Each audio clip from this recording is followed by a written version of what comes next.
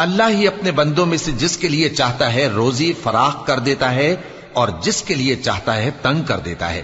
بے شک اللہ ہر چیز سے واقف ہے۔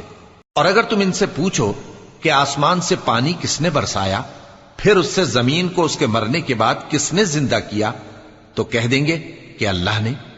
کہہ دو کہ اللہ کا شکر ہے، لیکن ان میں اکثر نہیں سمجھتے۔ اور یہ دنیا کی زندگی تو صرف کھیل اور تماشا ہے، اور ہمیشہ کی زندگی کا مقام تو آخرت کا گھر ہے۔ کاش یہ لوگ سمجھتے۔ پھر جب یہ کشتی میں سوار ہوتے ہیں تو اللہ کو پکارتے، خالص کرتے ہوئے اسی کے لیے اطاعت کو، لیکن جب وہ ان کو نجات دے کر خشکی پر پہنچا دیتا ہے تو جھٹ شرک کرنے لگ جاتے ہیں، تاکہ جو ہم نے ان کو بخشا ہے اس کی ناشکری کریں اور فائدہ اٹھائیں۔ سو خیر، ان قریب ان کو معلوم ہو جائے گا۔ کیا انہوں نے نہیں دیکھا کہ ہم نے حرم کو مقام امن بنایا ہے؟